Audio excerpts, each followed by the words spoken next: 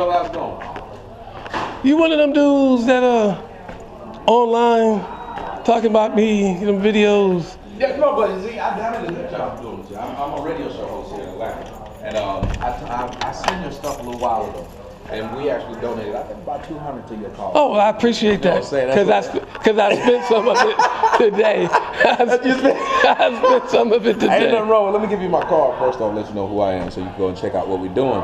I tell you what, number one, let's go ahead and, you ready? It's on? The red light should already be on, right? Huh? Come on, let's represent the bars, man. That's my top security right there. We'll be over there in a minute. We'll be over there in a minute. White security. Let me get in the picture. Oh, I want to get in the ATL's finest right here. This him? Standing right in front of you. This is the man. I'm not security. Jay Styles, we at the barbershop, 9/11, haircut. If you look at him, I'm the one to do it as well. Tattoos, you know what I'm saying? 5-star. Well, while you're here, brother, I'm asking you before I get into it with him. Let me ask you, what do you think about the work of the brother Long has been doing? I mean, it's going worldwide. Everybody's looking at how he's basically trying to clean up the image of Atlanta. I'm a native Atlantan. You yourself, you got a business here. What do you think about brother and what he's doing? Actually, man, he's doing a great job. He's just got a tough, you know what I'm saying, job by itself, honestly. It's opinionated on both sides of the fence. And, you know, a lot of people disagree and a lot of people agree. I agree because, you know, like I said, he does the job that I don't want to do. Because if I do it myself, then it's going to be totally different. But, you know, he has a tough fight on his hands. Like I said, you know, a lot of people come disrespectfully. And it's opinionated, you know what I'm saying? The best way I could put it is opinionated. Everybody has their own opinion.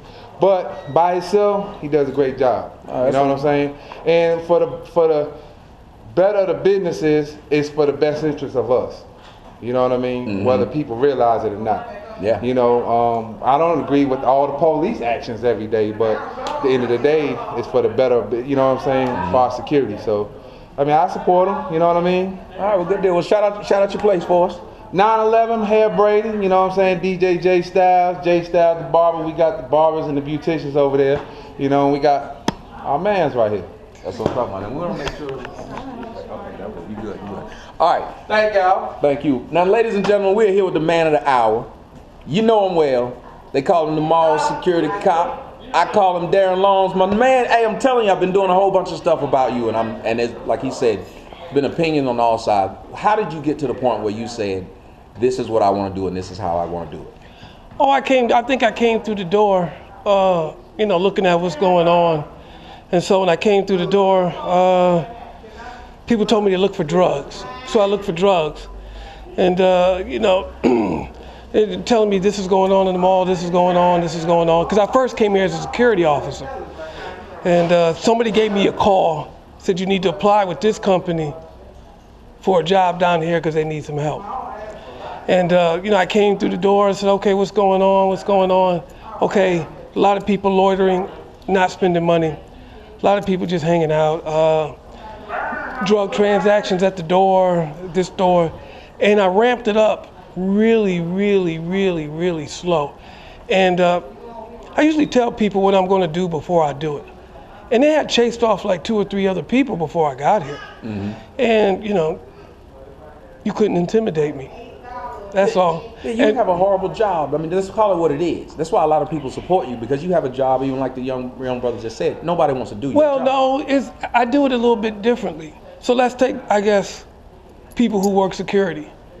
They make compromises. Well, you know, you just keep it over there and we'll be all right. Or, you know, just don't let me see it. We'll be all right.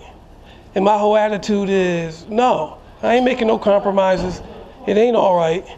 I really don't want these people down here on the block. It's a half a block away from the administrative district of Fulton County in the city of Atlanta. So you've got to be kidding me.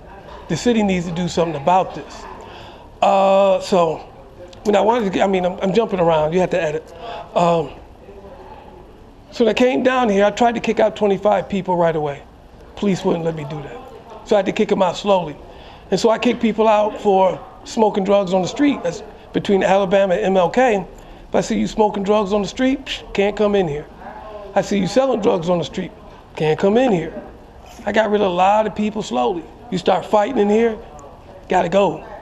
And slowly, you know, the mall, or it's the flea market, the mall, you know, it got better. And at some point in time, I needed more authority. So I stopped working for the security company. I started working for them directly, and I became the on-site mall manager. And you know, a lot of my job is still keeping the place secure, but then I do things for vendors and try to help them get their businesses started, and you know, ask people questions when they want to talk about lease space and everything else. So, you know, I do just a little bit more than secure the place. But unfortunately, most of my job is to secure the place, and I think you just can't be an oasis in a pile of shit. I like it. Okay, you understand? Yeah. That your customers got to be able to walk down the street and get in here without being harassed. Okay. Now, I want to ask you about the fame that came out of this, or the infamy, however you want to look at it. Because if you're trying to do a job, there's two things that come along with everybody knowing what you're doing here. One is a good thing with like the donations and everything, but the other is a bad thing. People coming down here just want to test you and be a part of what's going on. How do you feel? How did you feel the first time you realized what you were doing had went viral? Oh, I was kind of like, what the hell's going on? So I tell you how it started. I gave some of my videos to an association, the South Marietta Association, to an individual in that association. They sent some of my videos, well, they uploaded them to YouTube, but they didn't unlist them, they left them public. They sent them out to 5 individuals, and somebody sent that video to World Star Hip Hop. Because all those videos are months old. Yeah, it looked like it's like summer, right? Yeah, any video that I've ever posted always had a date on it. Now, I did send the second video to World Star Hip Hop, which actually happened before the woman got tased. Right. And then somebody sent the third and the fourth, and it wasn't the person from the association, because we pulled them all down. So somebody obviously downloaded them and then sent them to World Star. Now, there are more videos that are showing up because we're putting them up on a Facebook page. And dispel something before you finish. Yes. There's a YouTube account, and it's called Ass Kicking Mall Cop. Is that you that's uploading, or is it somebody stealing your old stuff and uploading? Yeah, somebody is, you know, there's a lot of people that subscribe to my YouTube, right? And all the videos that I'm putting up on this Facebook page are public, so if they're subscribing to it, they're downloading them, taking the names. The only places I put videos is on this one particular Facebook page. Well, shout that out so we can know to go there, so you can get your hits and stuff up there instead of, hold on a second. Shout that out, that page, so we'll know, so we can know exactly where we're getting your stuff, so we don't patronize somebody else. It doesn't really make any difference because they're not editing the videos. The videos are exactly the same. They're just, people are kind of looking at the videos and really coming up with opinions and don't have the context.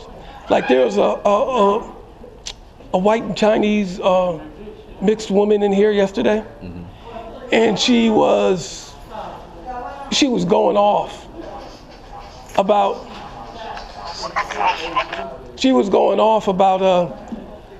the video. She knows some of the people down here. So let's take the one where I told the guy to get up and stand up. She said, you couldn't see any weed. You told him to get the weed out of his pocket. Not understanding that, one, the camera is fixed in front of me. It has a fixed focal point that my head actually turns and my eyes focus in and out. Not knowing that I saw him get up and stepping toward a person that handed him the weed. Somebody must have said that I was back there because I saw him sitting back down, putting it in his pocket. I'm not actually walking down the aisle having people randomly stand up and tell them to empty out their pockets. I saw it, already know it's there. So really, let's not be stupid. Yeah, and then you could have just been guessing if he actually had it anyway. Because I mean, if you were just making a guess, that was a great guess because he threw it and we saw it. He threw it on the ground and then Now, how does that make you feel when you know that there are other people in here who are trying to hinder your job? Like when he threw it down and the guy picked it up to hide it, to make sure you didn't find the evidence. How does that make you feel? Does that make your job harder? Would you like to see more support from the other people around here? Well, that guy is a part of the criminal culture in downtown Atlanta. So, and I got a video of him talking about what he does. Like I got a video of like 2 people telling me about drugs. I sell drugs and dude admits to selling drugs. I put that up. I got more video. I got a terabyte and a half of raw video that I haven't even bothered to go through. Wow. These people don't know what I got. I got so much, they have no idea. You know, there's one guy out here trying to start a rap career. If I put his video up, his rap career would be done. Wow. I ruined his street credibility before he even got started, but I don't want to do that to the guy. No. Well, let me ask you this then. You know, you've had a lot of people, and we've watched those videos, and I myself have been concerned because people have been making literally threats against your life. How do you feel about that? What goes through your mind, and how do you keep confident and comfortable to continue to do your job knowing they're making those threats? Well, you know, my philosophy is I will either stand or I will fall. And before I fall, I'll stand. And that's it. Now, there have been, you know, like you said, there were comments on each side. Some people are saying, okay, he's gone too far, or he's let the power go to his head. How do you address those people? Well, it's kind of funny because they're thinking these videos that happen currently. Some of them thinking, oh, you know, the fame has gone to his head and he's doing all this. And all this shit's months old. The Taser video last May, I think. The one before that, maybe in April. You know, so I'm like, what are you talking about? You have no idea what you're talking about. Oh, he's only going to have 4 days to live. But that's almost a year old. What are you talking about? So they don't really know what they're talking about. And I guess that kind of bothers me because when the third video came out, I spent almost 5 hours looking at comments on World Star trying to dispel what people are talking about. You have no idea. Some things I use as tactics to get the police here, you know, because the police can ignore nonviolent crime. They can't ignore the violence, not at all. Well, see, that's one of the biggest reasons why we here at Your World, My Views wanted to interview you, because it's simply, there's a lot of misunderstanding that's going on. Like you, I've read a lot of the comments, and like them, I have been a victim of, well, I saw this video and I saw this video, 1, 2, that must be in succession, it must have just happened. And like you said, fame's not going to your head because this was 8, 9 months ago. You've been doing this for 8, 9 months. How do you feel as far as the progress you've made? Like, we saw a few videos where the cops actually were helping you out. Do you think that this is a good attention that is being brought to you and that people are now more starting to understand where you come from and help? Well, the whole idea is to get the city to do something about it. And I think the famous it's bringing a lot of attention to the city. I also think the city's trying to wait out the 15 minutes, right? But, you know, they're going to have to do something. I mean, the city don't want a black eye, and I really didn't want to give the city a black eye. All this was really used as a tool to kind of leverage the city to do something. We wanted the city to do something. It went viral by accident. I wasn't supposed to be world famous. I was trying to make all the criminal culture, the drug dealers, the con artists, and you know, all those people. I was trying to make them famous. Right. Where did the concept come from? The record this. Oh, your word versus the video. Who you think's gonna win? Nice. That's it. So, all right. Well, what difference do you want to make? If you're talking to the people right now, the people who are out here, what is it? Let them know what your main goal is for doing what you're doing. Well, I'm self-actualized. Anything that I do very well, you can't separate me from it. It's just what I do. It's just who I am. So when I'm doing this, I'm actually self-actualized. Like, hey, I got Naughty by Nature Platinum Records. When I was doing that thing, I was self-actualized too. All right, y'all. See you later. So I just don't think this stuff should happen in this district. Crime, you can't get rid of crime everywhere, but it should not be here. And if I'm here to grow this business, get these booths filled, and have more people come in, you got to get rid of the crap that's all around it. And it's just as simple as that. Wait a minute, you just explained something that I didn't know about. Hold on. You was with Tretch? No. I was about to say. No. I was at a college radio station. And, you know, I got Naughty by Nature Platinum Records that they sent me. You probably got some from some artists. Right. So, yeah. You know, and they don't hand them out to everybody, so. Okay, well, and then we'll end it with this. Ladies and gentlemen, you know we're right here with my man Darren Long. He is the Atlanta mall cop, the kick-ass mall cop that's basically trying to get the streets together, basically trying to get Because what I understood was this. We have situations where in a lot of places where a lot of black people come, the communities will leave. I've been in Atlanta a long time. I remember Stone Mountain. You remember Stone Mountain used to be all white. The more we came in, the more they left. Oh, I don't know. I didn't come here till '99. I'm from Buffalo, New York. Oh, well, there's a lot of places like this to where it's hard to get business. And I heard you say in one of the videos about they're basically running businesses away by making it difficult for people to even come and shop in places like this. So I believe that what this man right here is doing is something that we all need to do. A community action needs to come up. It doesn't need to just be you. Is there anything you want to leave the people with, Mr. Long, about what you're doing and how they can help? Man, hold on. I guess one of the things, if anybody read the AJC article, I want to get something straight. I do not live with my mother. My mother lives with me. Let's get that straight. Right. And then another error is, I've never been homeless till I came to Atlanta. When I was homeless, I moved into a lodge. The lodge has since been destroyed. But there's a lot of things that I experienced first here in Atlanta that I hadn't experienced anyplace else. So I really do like this city.